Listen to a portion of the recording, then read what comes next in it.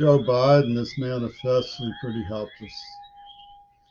When the gang that murdered Shannon Harps and Sarah C. and the other Kennedys pops up online with images of laughing Charles Manson, using names like Abu Lafia, designating um, one of my family members prior to murdering Shannon Harps. Neither Biden nor his supporters speak up, speak out, or are in any way chivalrous towards innocent people or towards the Kennedys whatsoever. He's helpless. He's a helpless person. He believes he's probably telling himself, well, Curry has the right to explain, and then democracy will work itself out. But that's not really what he's doing when he says those words. I'll take you into the mind of UW Dialectical Seattle Queer, Reagan's murdering hit team, the carrot and the stick, the carrot being Greta Thunberg, the stick being Angela Davis. What they're saying is, I hate, and hate leads me to blame, and blame makes me want to rob, and want to rob makes me resentful, and making me resentful makes me want to kill. So I want to steal, kill, because I hate. That's what's going on in Biden's mind, too. And there's nothing left. They can't say it's love because it's hate. They can't say love is hate because that's a lie. They can't say they don't believe in hate because they're the perpetrators of terrible hatred. What makes them hate so badly is that they adopted a maniacal fraud. The people who kept quiet and refused to help me publicly warn when they knew much more about what's going on than they wanted the attack to spread and claim innocent lives.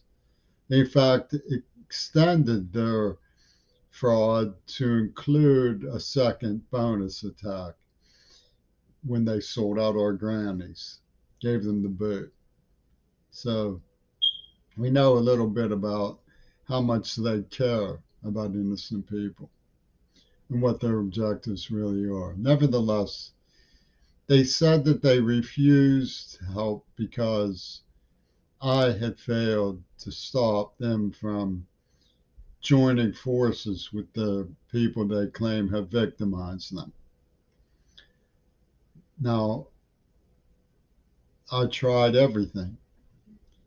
I investigated and shared the results of my investigation. Nobody told these criminals that hatred was their empowerment. Nobody told these criminals that they had to join forces with the victimizers. What they saw was a chance to make money off of stolen books. That's all. And the more people who got sick, the more they could spread their hatred and the more money they could make off of stolen books. Some people will say, you're talking about the Beatles, because of course I am talking about the Beatles. The Beatles are hiding behind little girls. That's the sort of people they are. People will say I'm talking about the Beatles and they represent a quality of life. Well, they do. They represent a quality of life to people who are survivors and people who are victims. So they don't care. The more people they can get to hate as victims, the more people will turn to them for salvation and buy more of their quality of life. I don't need to tell anybody how interesting they appeared to be when they first came out because I was a child. I hadn't realized their hand in the assassination of JFK. People who hate don't want to know the truth about what they did. That's a shame. But they have a sham. That's the word for it in England. In America, we call it a fraud or a scam.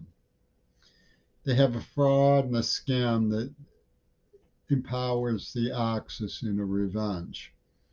And they've claimed that this is good money after bad. Good money after bad money. Good money on the Axis, bad money on the Kennedys. That explains quite a bit, doesn't it?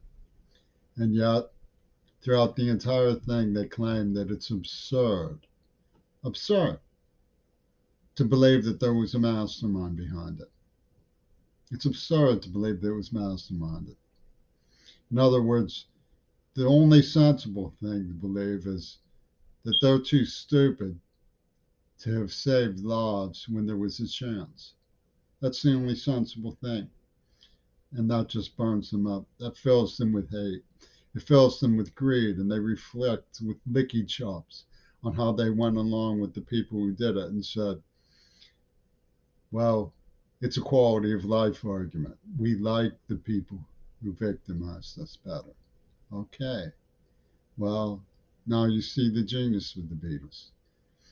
The Beatles emojed their music as a Kaddish for the people they were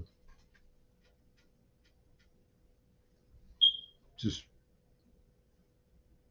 going to get rid of. That's Europe for you. Well,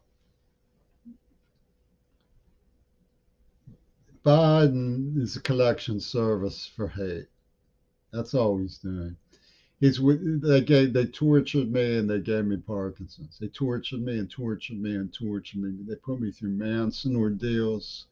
They raped people I love. They had me homeless, screaming and seizures for 2 years, lie after lie. My letter to Leslie Katz was in defense of her sexual freedom.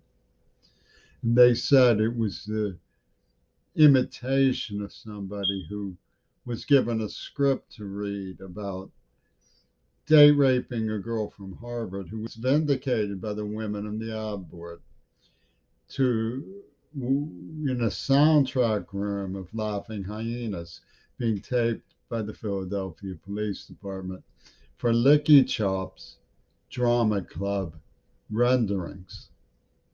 That's not what it was. It was a defense of her sexual freedom, and they have refused to admit that or read it properly ever. They're opposed to understanding it because they're part of the operation. The politicians, Tulsi Gabbard, Jay Inslee, Donald Trump, all are an elite squad of people out to pull it off. And that's Europe for you. It's Europe getting control of the United States of America. LBO stands for leverage buyout. BO stands for buyout. Barack Obama was a buyout. He was an installation uploaded into America's processes. The Kennedy assassination giving us a token of appreciation. It's hate is what drives them. Hate is their carrot and it is their stick. They're completely chauvinistically determined never to admit anything even remotely resembling the truth about what they did. They will never do it. They're too invested in Bernie slanders. They're too invested in people who they cheer when their gangs murder people who are American treasures. They're cheering the murder of American treasures and saying, vote for us. And they get money to do it. How does that work? That works because Biden and his associates are helpless. They can't say we're determined and driven by hate. They have to say we hate you because you failed to stop us from finding the blessing of those who tortured and victimized us and murdered those who were American treasures. That's my fault, they say. It's my fault that they lied about what the letter said. It's my fault that they lied about the neurological implant. It's my fault that they didn't look for me when I cried in the office with bleeding fingernails that I was going to be killed and then disappeared for 2 months. That's my fault. They say it's my fault. They say it's my fault. When they refused to help me give public warning, they refused to help me try to apprehend the guilty. They refused to try to protect me when I had been tortured. They refused to defend the Kennedys.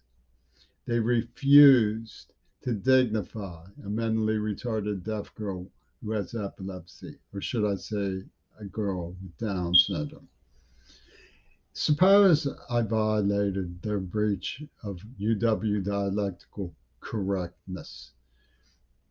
Suppose I called her mentally retarded because she was identifying with that term herself when they gave her an award for remarkable achievements of a woman who was mentally retarded.